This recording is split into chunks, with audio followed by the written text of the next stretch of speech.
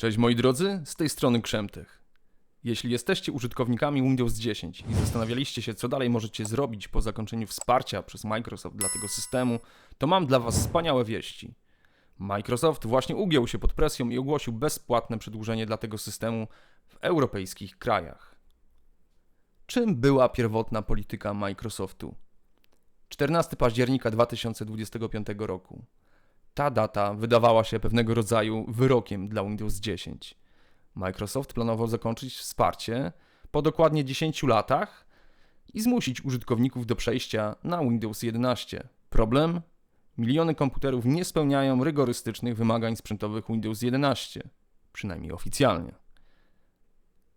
Pierwotnie Microsoft oferował 3 opcje. Albo zapłacimy $30 za rok dodatkowego wsparcia, albo wykupimy to wsparcie używając 1000 punktów Microsoft Rewards, albo, najgorsza opcja, ale za darmo, synchronizować ustawienia z OneDrive przez Windows Backup, czyli tak naprawdę sprzedać swoje dane Microsoftowi. Brzmi uczciwie? Organizacja konsumencka Euroconsumers uznała, że nie. Europejski bunt przeciwko Microsoftowi. W lipcu 2025 roku Euroconsumers, organizacja reprezentująca ponad 6 milionów konsumentów w Europie, wystosowała oficjalny list do Microsoftu. W dokumencie czytamy: powiązanie dostępu do niezbędnych aktualizacji zabezpieczeń z wykorzystaniem usług właśnie firmy Microsoft budzi uzasadnione wątpliwości co do zgodności z obowiązkami wynikającymi z artykułu 6 ustawy 6 DMA.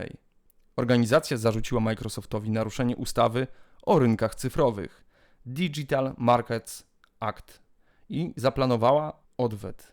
Ich argumenty były takie: uzależnienie dostępu do krytycznych aktualizacji bezpieczeństwa od korzystania z innych usług Microsoftu to nieuczciwa praktyka. Kapitulacja Microsoftu. 22 września właśnie tego roku Microsoft oficjalnie ustąpił.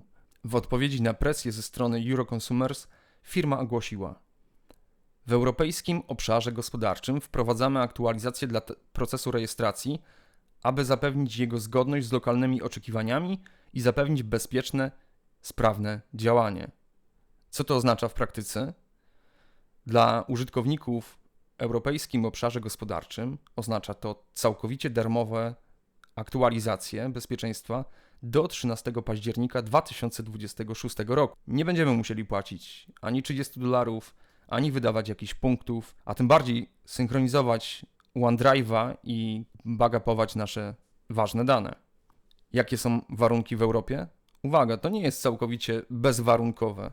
Microsoft nadal wymaga konta Microsoftu do rejestracji w programie ESU. Logowanie kontem Microsoft raz na 60 dni. Instalacja najnowszych aktualizacji Windowsa 10 w wersji 22H2. Jak Microsoft wyjaśnia: jeśli Twoje konto MSA nie zostało użyte do logowania przez okres 60 dni, aktualizacje ESU zostaną wstrzymane i konieczne będzie ponowne zarejestrowanie się poprzez zalogowanie przy użyciu tego samego konta. Które kraje są objęte tym programem? Europejski obszar gospodarczy obejmuje 30 krajów. Wszystkie 27 krajów Unii Europejskiej, Islandię, Liechtenstein i Norwegię. A co z resztą świata? Niestety, wszyscy poza europejskim obszarem gospodarczym nadal muszą spełniać pierwotne warunki. Być może także inne kraje pójdą w ślad Europejczyków i wywalczą swoje racje. A dlaczego jest to takie ważne? Ponieważ statystyki są przerażające. Około 600 milionów komputerów nadal używa Windowsa 10. Pomiędzy 200 a 400 milionów urządzeń nie może przejść na Windowsa 11 ze względu na wymagania sprzętowe. W Europie 22% użytkowników wciąż korzysta z komputerów z 2017 roku lub starszych. Bez tego ustępstwa miliony sprawnych komputerów, można by powiedzieć, trafiłyby na śmietnik. Jak się zarejestrować? Jest to proste.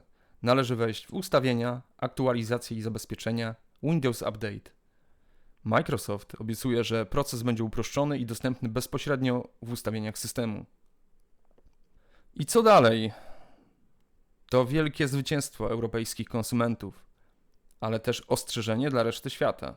Euroconsumers już zapowiada dalsze rozmowy z Microsoftem o przedłużeniu wsparcia poza październik 2026 roku.